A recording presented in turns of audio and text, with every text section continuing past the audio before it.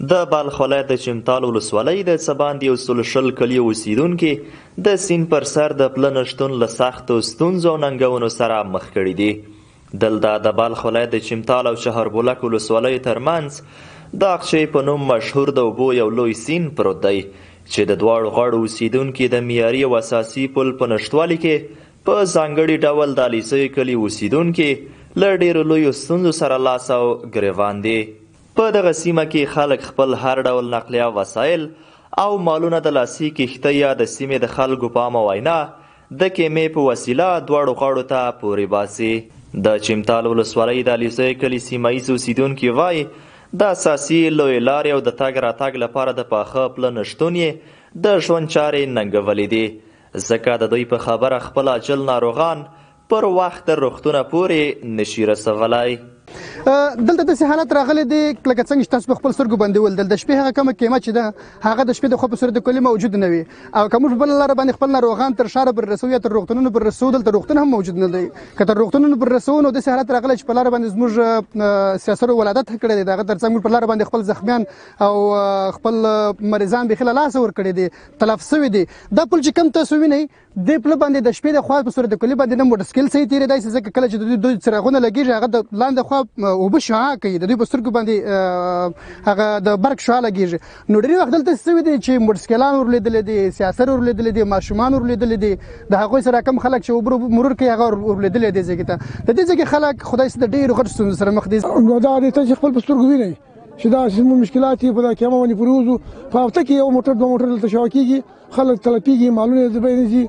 بیا دا لار چې د چاربولک او دغه د وسلۍ سره چاربولک او چمتال، د چاربولک ولسوالۍ او چمتال ولسوالۍ، دلته د چاربولک د فیض آباد او د بلخ مالدار چې ټول په همدغه لار راځي، دې سیمندو ته خېږي، په زراعت او په لکه او مواشي دې ځای تېرېږي.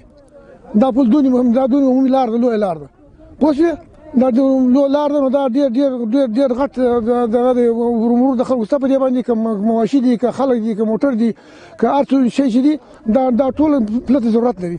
بیا پله چې تېرېږي دا ډېر تلفات ورکوي هر کال یې. دلته دې کیمې کې ډېره ستونزه لرو چې مریض به راسره وي، کله په ژمي کې واورې باران یې لارې ښوی موټر نشي تېرېدی، ډېر په ستونزې تېروي ورسره. نو پر دې کیمې کې دلته موږ څنګه رابطه احمد 100 روپۍ هم غواړي راسنګې، او ډېر مشکل دی راته دا لاره.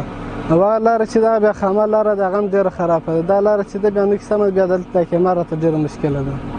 ورته مهال د چمتال ولسوالۍ ولسوال مولوي نور الله همام د اسلامي امارت له چارواکو څخه غوښتنه کوي چې د چمتال ولس عمده ستونزه د معیاري پل نشتون دی. د اسلامي امارت حکومت باید د جوړونې لپاره ګړندي ګامونه اوچت کړي تر څو دوی د تګ او راتګ له سهولتونو او اسانتیاو څخه برخمن شي. خصوصا والي صاحب نه موږ دا غوښتنه لرو چې راشه دغه د پل او چې څومره مشکلات د خلکو دا باید حل کړي. په دې خاطر باندې ځکه دنیا د زندگی د موږ ته مریض پیښیږي، موږ ته مشکلات جوړیږي، او خصوصا دغه چې کومه کیمه ده نو دغه کیمه باندې رفت آمد کیږي، خو د شپې خو دغه ستونزه نه حل کیږي ځکه شپه ده. نو موږ غواړو د امارت اسلامي د مشرانو نه، مسؤلینو نه، خصوصا والي صاحب نه چې دغه ته رسیدګي وکړي او د خلکو مشکلات او ستونزې حل شي.